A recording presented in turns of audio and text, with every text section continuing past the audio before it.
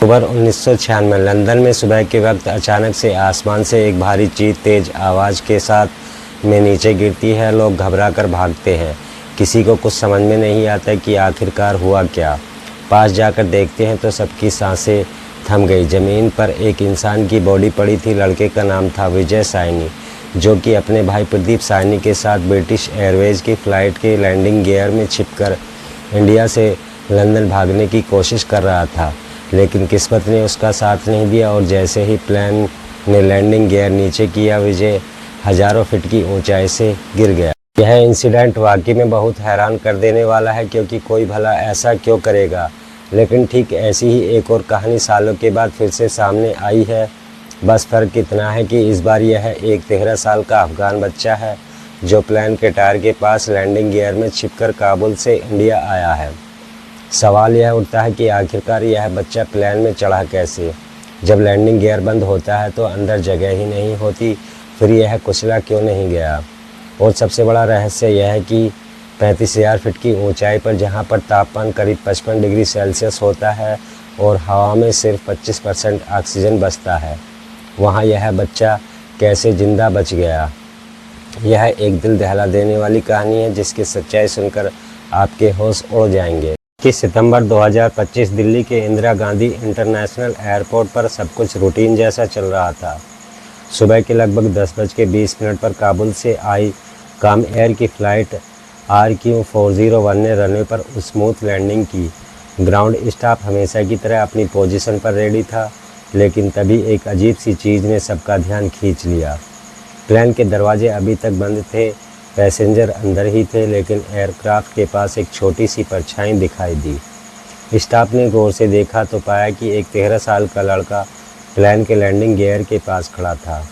पतले से बदन पर बस एक वाइट कुर्ता पैजामा, पैरों में चप्पल भी नहीं, थोड़ा हिल रहा था। चेहरा फीका पड़ा हुआ, आंखें भटकी हुई, जैसे उसे खुद समझ नहीं आ रहा हो कि वो कहाँ है और यहाँ कैसे आ गया। क्रू मेंबर्स तुरंत अलर्ट हो गए। उन्होंने फ़ौरन CISF और सिक्योरिटी टीम को बुलाया। कुछ ही मिनटों में ऑफिसर साइट पर पहुंचे और बेहद सावधानी से उस लड़के के पास गए।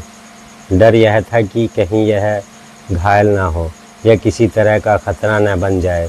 लेकिन जब उन्होंने करीब जाकर देखा तो लड़का सही सलामत था, होश में था, बस थका हुआ था। वहाँ मौजूद सब लोग बस एक ही सवाल पूछ रहे थे कि यह प्लेन के अंदर से तो नहीं आया, फिर आया कहाँ से। सिक्योरिटी टीम ने उस लड़के को एयरपोर्ट के कंट्रोल रूम में ले जाकर बेसिक इंटेरोगेशन शुरू किया। उससे पूछा गया कि तुम कहाँ से हो और प्लेन के नीचे कैसे पहुँच गए। थोड़ी देर चुप रहने के बाद उसने टूटी फूटी आवाज़ में बताया, मैं अफ़गानिस्तान के कुंदूज से हूँ। पता चला सुबह सुबह काबुल एयरपोर्ट पहुँचा था और किसी तरह वहाँ के सिक्योरिटी चेक्स को ट्रिक करके लैंडिंग गियर के अंदर घुस गया। उसके हाथ में सिर्फ एक छोटा सा रेड स्पीकर था, मतलब ना कोई बैग, ना टिकट, ना ही पासपोर्ट। ऑफिसर्स उसकी मासूमियत और डेयरिंग दोनों देखकर हैरान रह गए। जब पूछा गया कि वह दिल्ली क्यों आया तो लड़का बोला, मैं तो ईरान जाना चाहता था, मुझे लगा यह प्लान तेहरान जा रहा है।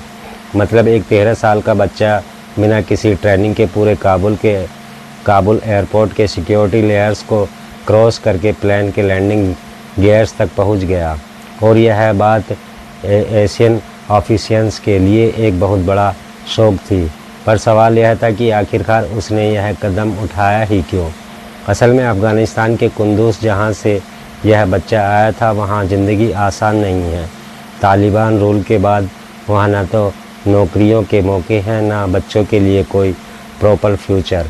ऐसे में वहाँ बहुत से लोगों के दिल में यह ख्वाहिश पल रही है कि किसी तरह से एक बेटर लाइफ मिल जाए। यह लड़का भी कुछ ऐसा ही सोचता था। उसने सुना था कि ईरान में कुछ ज़्यादा शांति है, ज़्यादा स्कूल्स हैं और शायद उसके कुछ रिलेटिव भी वहाँ पर मौजूद हैं। यही से उसके दिल में एक सपना बस गया, ईरान जाकर पढ़ाई करूँगा, अच्छा फ्यूचर बनाऊँगा। लेकिन बचपन की मासूमियत और दुनिया के बारे में कम समझ होने की वजह से उसने यह सोच लिया कि बस एक प्लेन में छुप जाओ और अगला स्टॉप होगा ईरान।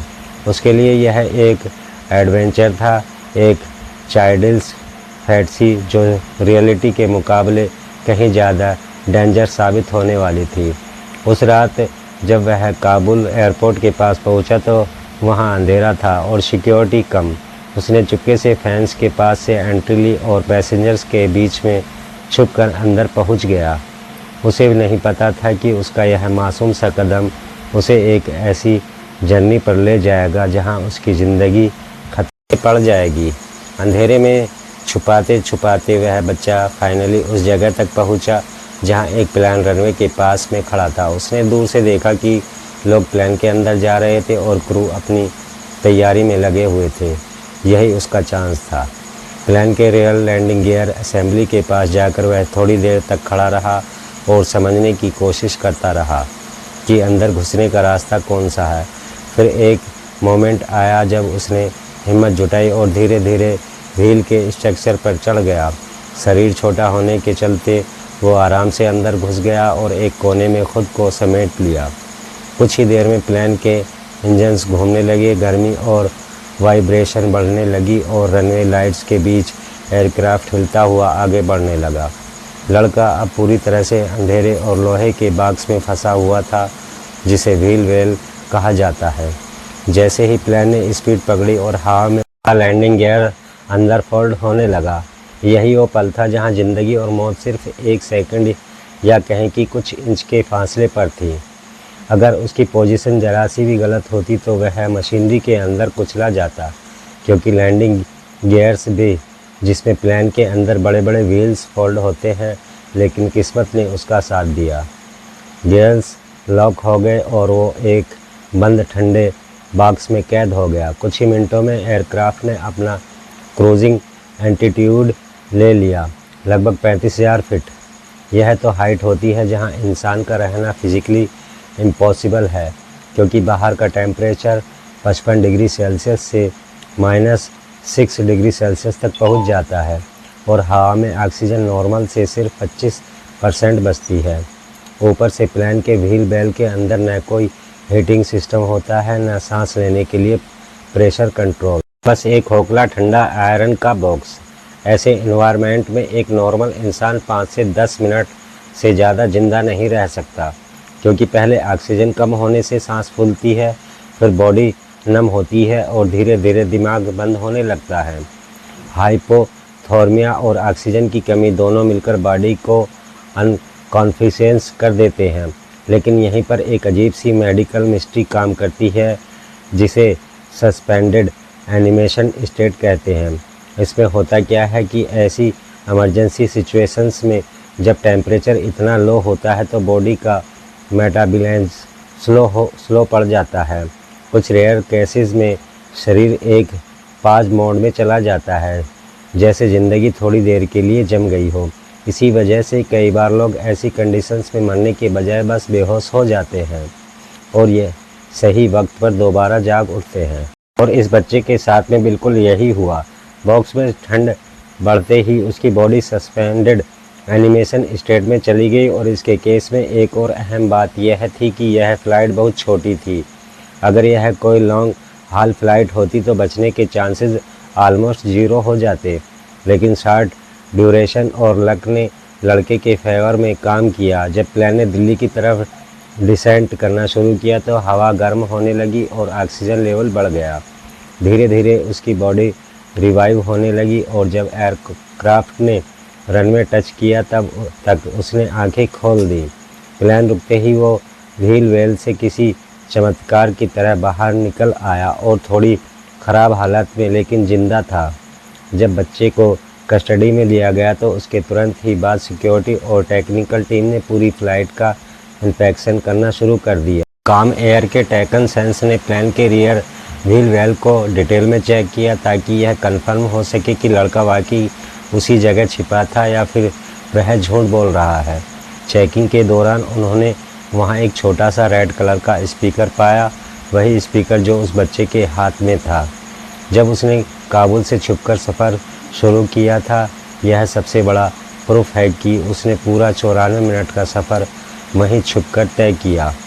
इस अफ़गान बच्चे की कहानी सुनकर सबके जहन में एक पुरानी याद ताज़ा हो गई, वही साइनी ब्रदर्स का 1996 वाला केस जिसका जिक्र हमने वीडियो के स्टार्टिंग में किया था। असल में पंजाब के वो दो जवान भाई विजय और प्रदीप दोनों कार मैकेनिक्स थे।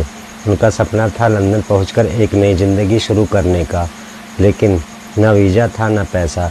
तभी एक एजेंट उनके पास आया और उसने उन्हें एक झूठी उम्मीद दी कि प्लेन के लैंडिंग गियर में एक डोर होता है जो लगेज में बे में खुलता है, वहाँ से तुम अंदर जा सकते हो। दोनों ने उस पर भरोसा कर लिया और अक्टूबर 1996 की एक रात वो दिल्ली की सिक्योरिटी से छुपते हुए एक ब्रिटिश एयरवेज बोइंग 747 के नोज़ व्हील में घुस गए। उस प्लेन का रूट था दिल्ली टू लंदन, यानी कि एक 10 घंटे की नॉन स्टॉप फ्लाइट। जैसे ही प्लेन उड़ा, उनके लिए व्हील वेल एक मौत का फ्रीजर बन गया। बाहर का टेम्परेचर -60 डिग्री सेल्सियस, हवा तूफान की स्पीड से तेज़। कुछ ही मिनटों में वह बेहोश हो गए। हाइपोक्सिया और हाइपोथर्मिया ने विजय का शरीर जमा दिया और उसकी मौत हो गई। जब प्लेन ने लंदन के पास लैंडिंग गियर खोला तो विजय की बॉडी 2000 फीट से नीचे गिरी। प्रदीप उस वक्त बेहोश था, लेकिन किस्मत ने उसका साथ दिया। लैंडिंग के बाद वह व्हील वेल से जिंदा बाहर निकला। डॉक्टर्स ने कहा यह एक मेडिकल मिरेकल है।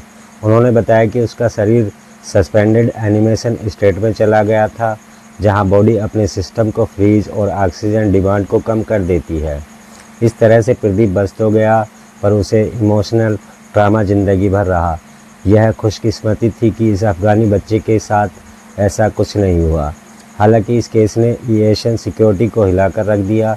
एक 13 साल का बच्चा अगर काबुल एयरपोर्ट की लेयर्स ऑफ सिक्योरिटी क्रॉस करके प्लेन के लैंडिंग गियर तक पहुंच सकता है, तो कोई और भी ऐसे ही सिक्योरिटी ब्रीच कर सकता है।